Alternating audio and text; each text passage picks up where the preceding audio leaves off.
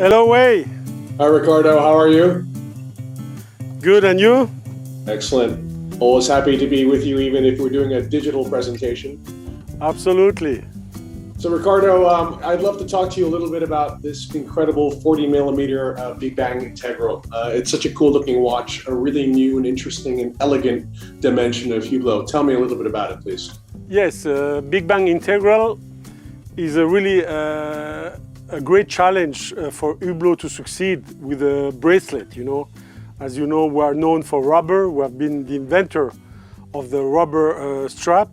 And the Integral, we launched it two years ago with a Unico movement in 42 millimeter. And we have seen quite a nice success. I think it will take time because, as I said before, Hublot is known for rubber and not for bracelet. So this year we decided to come with a 40 millimeter time only, extra slim. So we are using an elite movement from Zenith that has been Hublotized, I would say. So showing the movement also on the dial side, which is really the recognition of and the identity of our Hublot watches, is to see the mechanics of the movement, not only on the back, but also on the top, on the dial side. And I think that, the size 40 millimeters, we believe that of course there is a tendency for maybe smaller watches, thinner watches. And I think that the result is quite interesting, using materials like Hublot is known for, like ceramic, like titanium, and for the first time, yellow gold instead of rose gold, which is also for us something new to come with a yellow gold edition on this time only, but also on other models. Fantastic.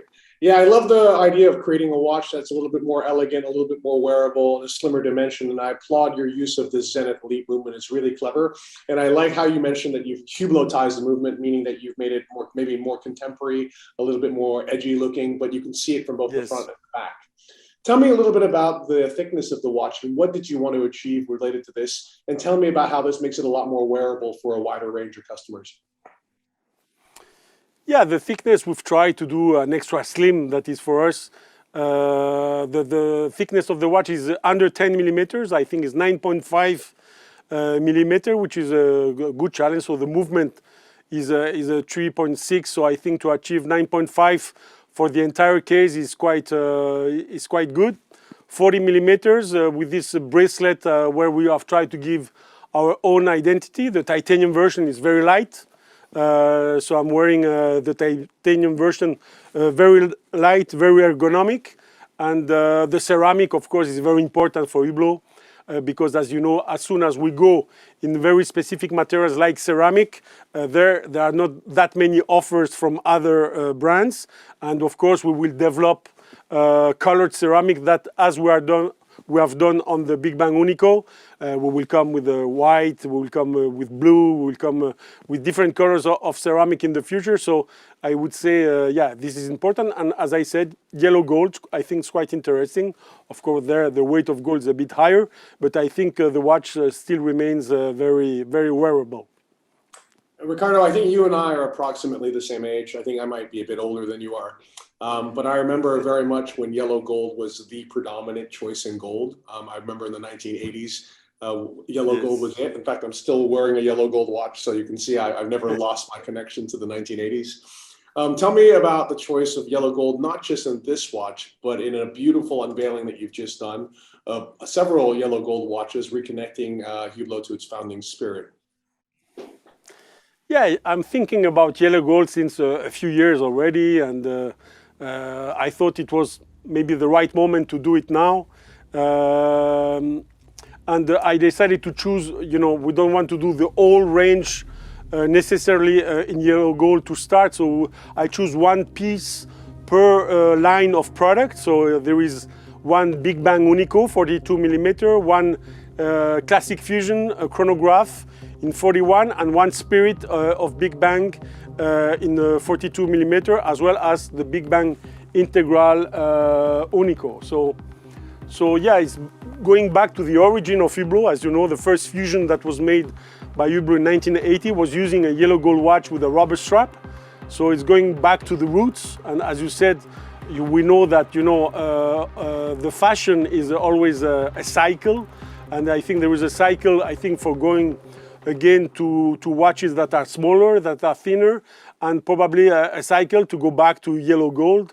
So I think you are wearing a yellow gold, but I would say you are now again in fashion after those 20 years by using again yellow gold. So that's my feeling, that's my instinct, and we will see how the market will react and our consumer on these specific models. It's wonderful. It's funny because I love how everything from the era in which we grew up has been re-embraced. When I watch many of the television shows now, everyone's listening to music from the 1980s. It seems like every one of my friends and all the young people even want to buy a Ferrari Testarossa because Sonny Crockett was driving his car in Miami Vice. So it's nice. Absolutely. A white one. Absolutely. Definitely. Okay, so let me go from yellow gold in Miami Vice to golf. And if I'm not mistaken, you have the Unico Golf Big Bang is back, and then you've created it in a very new, interesting color in carbon fiber, demonstrating your capacity to make carbon in all these different vibrant hues.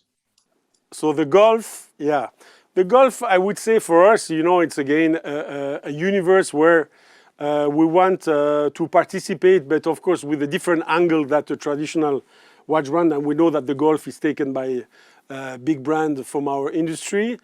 So we decided really to create this mechanical module of Golf, which is quite a challenge. I thought to say it was one thing, to do it another, because you have so many physical frictions on this module that it's even assembled by our complication department.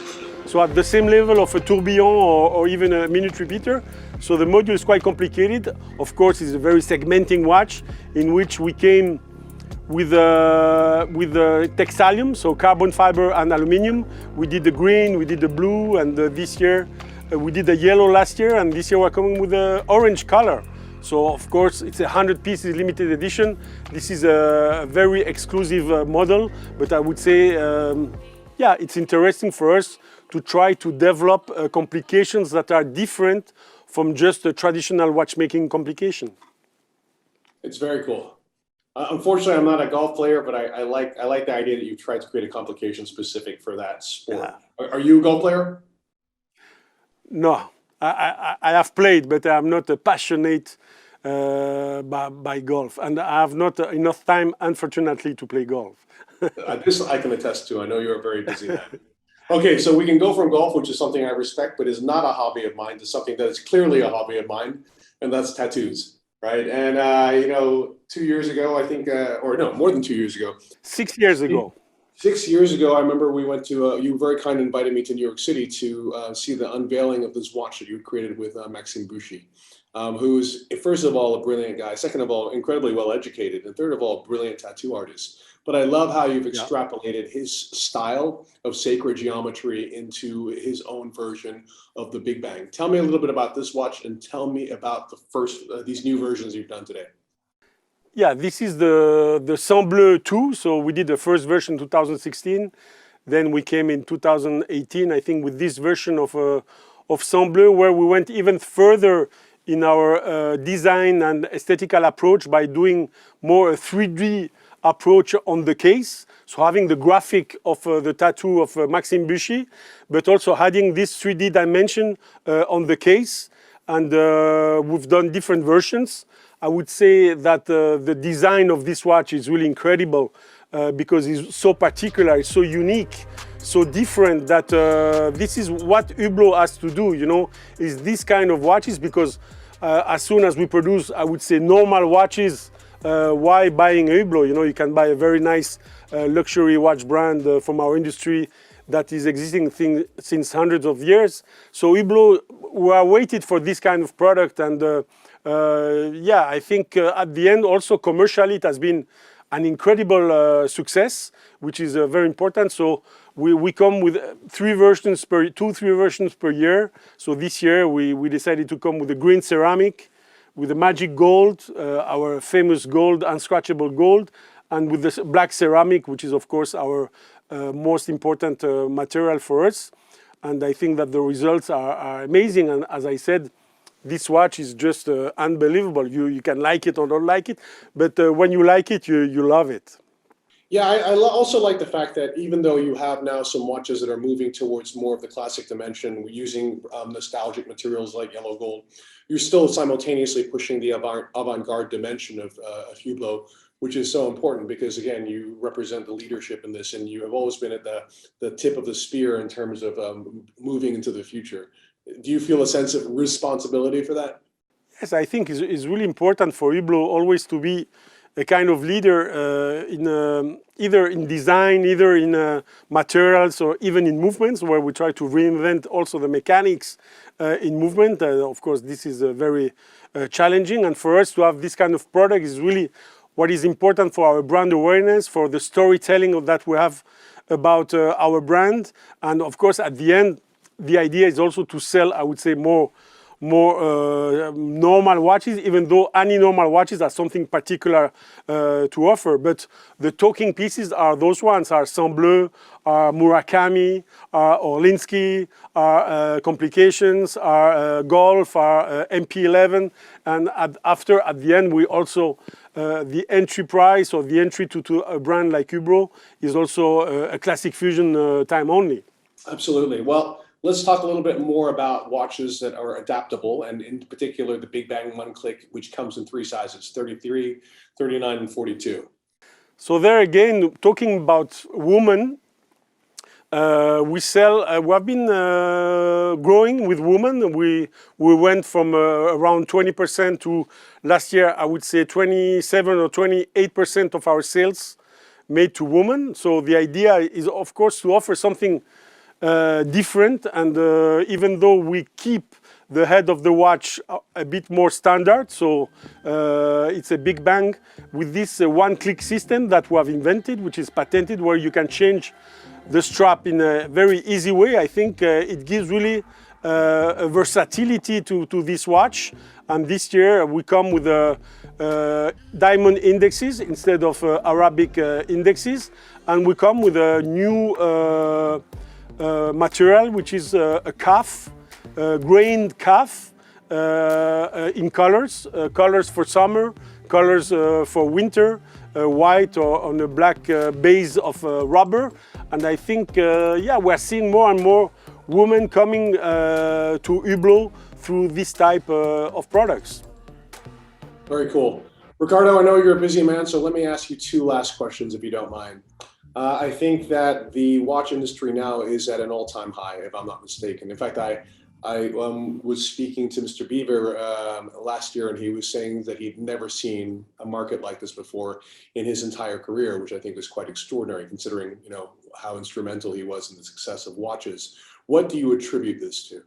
Yeah, I think that people and consumers are really keen to buy watches, because I think that's the only product where you can really represent yourself, your personality, the person that you want to show you are, the person that you like to be. And for a man, I would say the only jewel is really a watch, that we can differentiate ourselves. Of course, you can be dressed also in a different way, but I would say the watch, I think, is the most important product for a human being, if you want to represent yourself in a different way. I think not everybody wants to wear the same watch. We have already the same phone.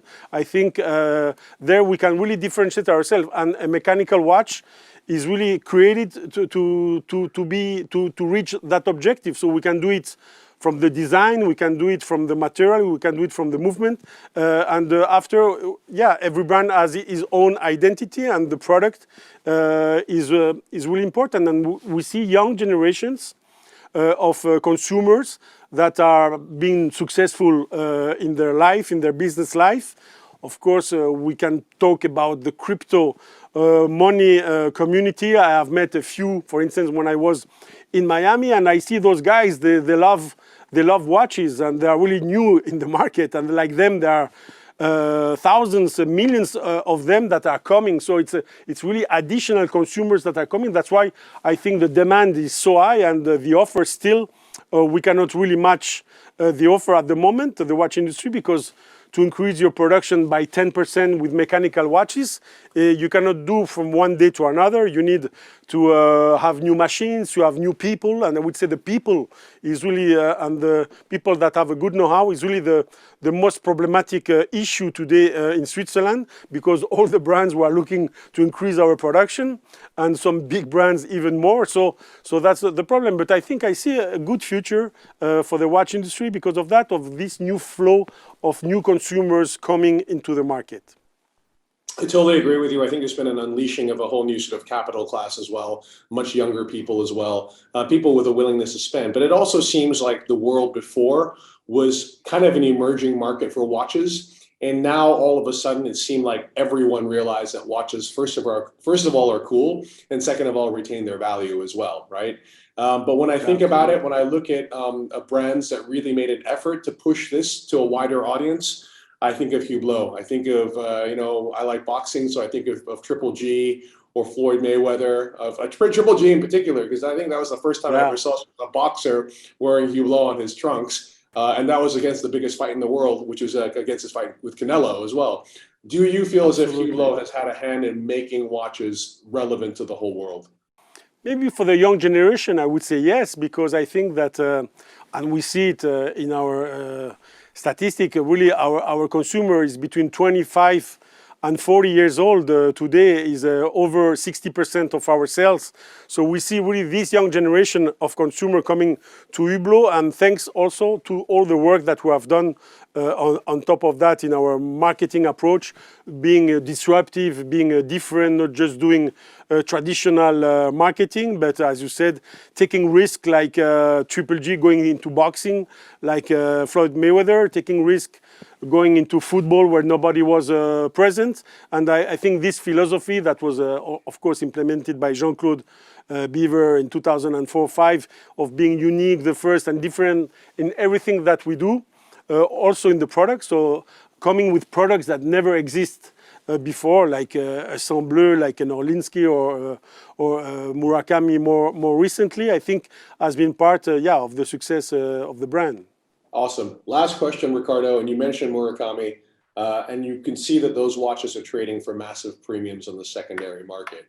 How important to a brand's primary business is the secondary values of their watches, and how does Hublot help to make sure that those values remain strong? Yeah, secondary market is important, and as you said, we must keep the value of our watches. But if you look at what's going on in the watch industry, of course, we talk always about a few models that are incredible with the value that they are representing today. And in every big brand, there is 3, 4, 5, 6, 7 models.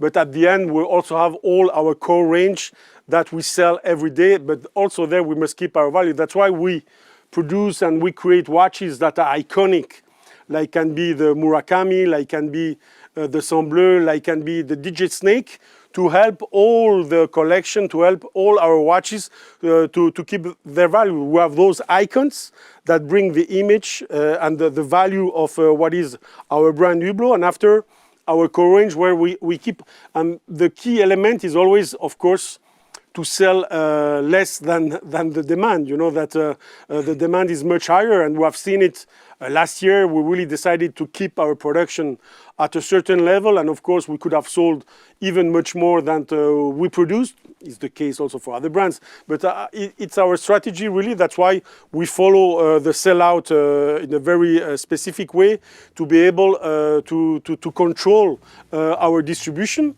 And of course we follow also closely what's going on the secondary market and the parallel market, as you know, that is also an issue for our brands and also for Hublot, by also repurchasing from time to time some watches where some people maybe have not done the right job in our distribution.